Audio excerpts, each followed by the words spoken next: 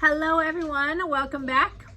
Today's video is my curriculum choices for my elementary aged children. I will have a kindergartner, a second grader, a fourth grader, and a fifth grader.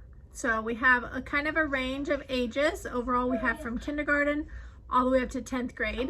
But my elementary age kids have their own work for math and language arts and reading. And then we will be doing everything else all together. So I'm going to first start out with their independent work, and then I will move on to their group work. All right, so I'm gonna start with my kindergartner. Because he is my last little guy that will be in kindergarten, instead of ordering a PDF for him, I went ahead and got him a workbook. So he's going to go through Simply K from Master Books. We will just work our way through here. This should prepare him for reading, learning his letters and sounds and all of that. So he's gonna do that.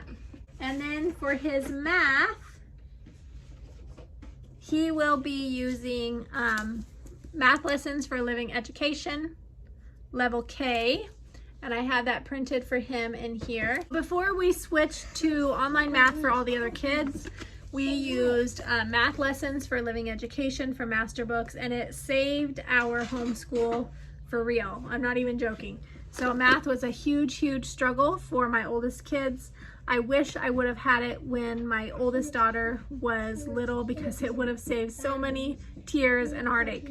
But we didn't. I didn't find it until my son was little enough to start it. So he started at level 1, and it saved our homeschool. It was such a blessing. So my little guy is going to use level K. We will probably work through this super fast. This is his little binder. He likes to do several lessons a day, and it doesn't take him long, and that's totally fine with me.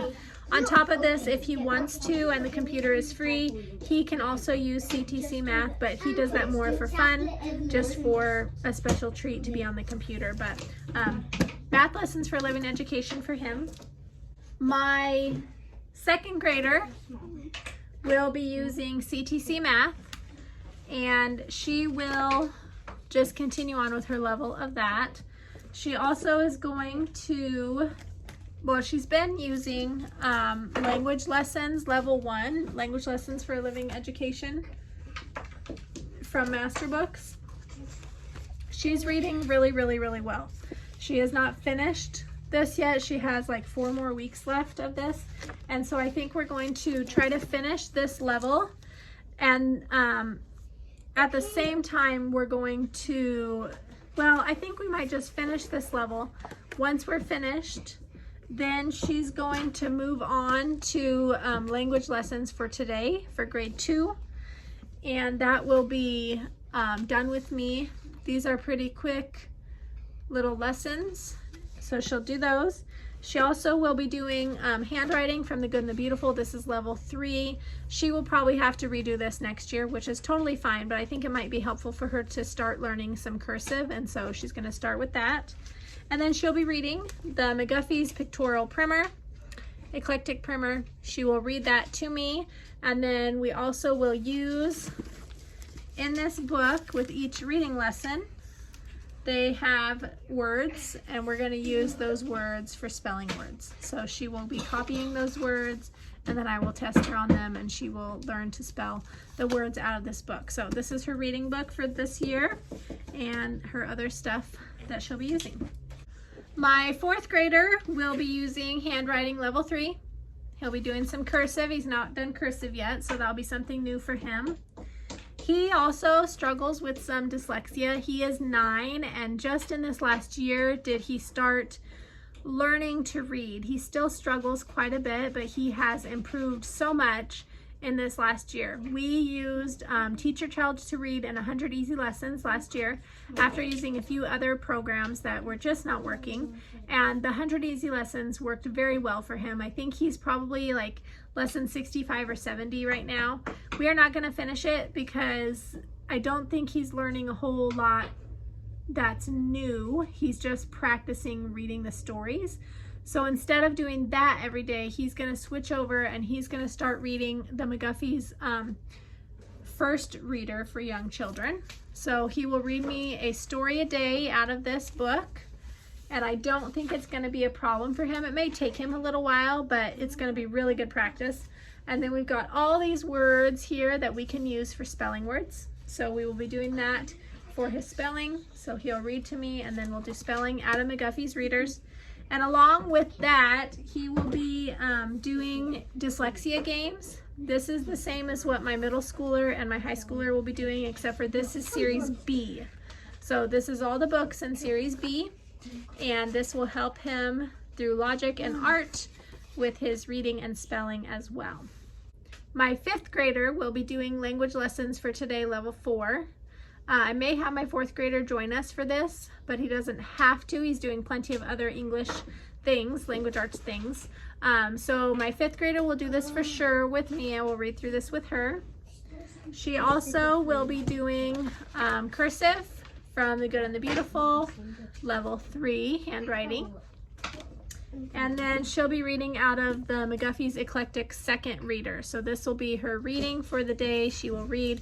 She can choose to read to me, which sometimes she does like to read to me. She can read the story to me.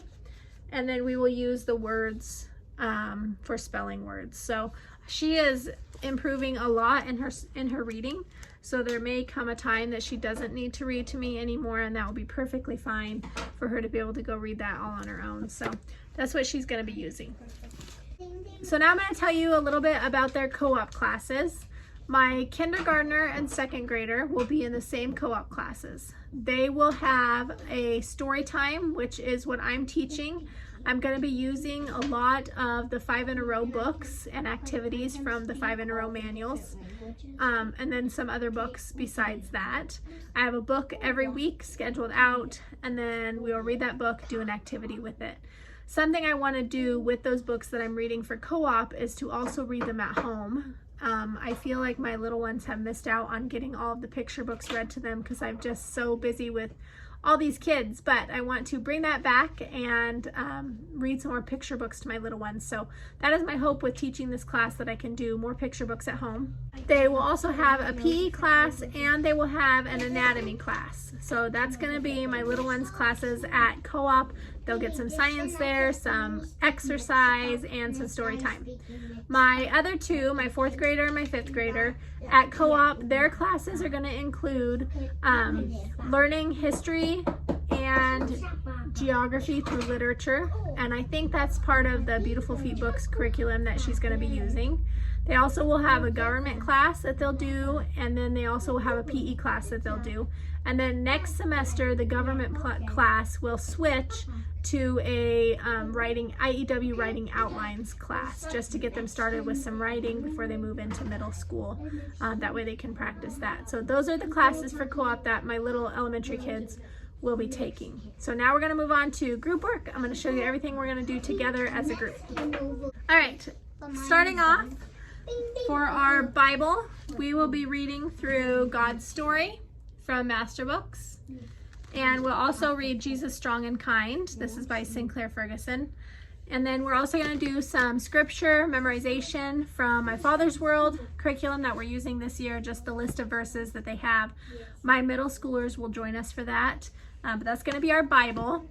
We also have truth trackers at church every other Wednesday night that the kids participate in. They bring home a little book. We will do those for our Bible time also in the morning. Each day has a devotion that goes along with it. So we use that as part of our Bible curriculum. And then my kids go to Sunday school. They go to church with us every Sunday, and my husband reads to us and teaches us at the dinner table every day. So my kids get a lot of discipleship and Bible learning throughout the week, not just in our homeschool. So we don't do a lot during our school day with Bible, but we do like to read a story and memorize some scripture. So that's what we're going to be working on for that. For science, for at least the first half of the year, we're going to learn about birds. We're going to do a bird study. So I started with this book, Marvels of Creation, Breathtaking Birds. This is from Master Books. And what I did was I went through this book. I put a little check mark next to the birds that are also in God's big book of animals. This is also from Master Books. And so what we'll do is we'll read about one or two birds a week. And then if there's information in this other book, we will flip over to this book and read about them. And then we also have a bird study notebook. I printed these from notebookingpages.com. There's a link in the description if you're interested in checking that out. I went through this book, found all these birds out of the contents that they had notebooking pages for online on notebookingpages.com and printed those off. I made each kid a little notebook. Some of these are just coloring pages. Some of them are drawing pages. Some of them have writing on them. They're all a little bit different, but this is going to go along with our bird study.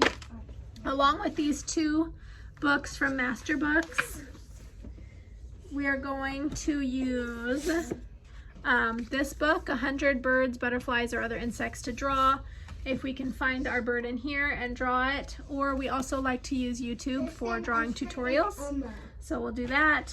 I found both of these books actually, Traveling with the Birds and The Adventures of Bob White, at a little flea market when we were in Branson, and I liked them. They were very interesting, so I went ahead and picked these up, and we're going to read through both of these books too. This is a good living book with an interesting story that traces birds on their travels and migration, so we're going to read that. We also are going to read about Bob White through this Thornton Burgess book. So that will be our bird study. When we finish that, we'll move on to something new, but we're going to start the year out with birds. I think the kids are excited about that. And we had discussed doing dinosaurs too, so we may possibly move from birds to dinosaurs, but we'll see what we feel like after we finish these birds. All right, for history this year, we are going to use Adventures in My Father's World. I have not used this curriculum since my oldest daughter was in 2nd grade, so this is a 2nd grade level curriculum. But we are going to beef it up a little bit for my two older kids. I loved this the first time I did it with my daughter, and my other kids have not ever read through the books that we went through with this curriculum. And so I've saved it all these years waiting for the perfect time to use it. And I think that next year will be the perfect time to use it. So we're gonna go ahead and use it in our elementary school for our history this upcoming year.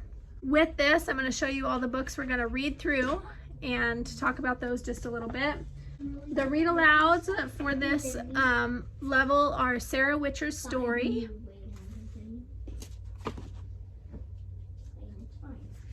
The Courage of Sarah Noble, In Grandma's Attic. We also have Farmer Boy, Mountain Born, Squanto, Friend of the Pilgrims, and On the Banks of Plum Creek. I have some extra books sitting here, and there are more on Hoopla for free that we will listen to. We do a lot of driving in the car during the school year for different activities and such, and I like to take advantage of that time to play audiobooks that go along with our history. So in the car, we'll be listening to Amos Fortune, Madeline Takes Command, Mary Jones and Her Bible, and then we also will read William Carey. And I have this in physical form, but we may just listen to the audiobook of it. A couple others that I have sitting here are Thimble Summer. This might be included in our read alouds if we finish the other ones. And then I also have this book that I got at the flea market. This is an old book, The Story of Christopher Columbus. I would love to be able to read this to my kids. It's a really good story, and I think they would enjoy it. It's written very well because it's an older book. It is a living book. It's a story, not just dry, boring facts, so I think the kids would enjoy this. Along with those, we will read The Story of the U.S., North American Indians, Red, White, and Blue, American Pioneers and Patriots, the Thanksgiving Story, and the 4th of July Story. So a lot of little books in here to read, but I think the kids are going to enjoy them a lot. We'll listen to the patriotic songs of the USA.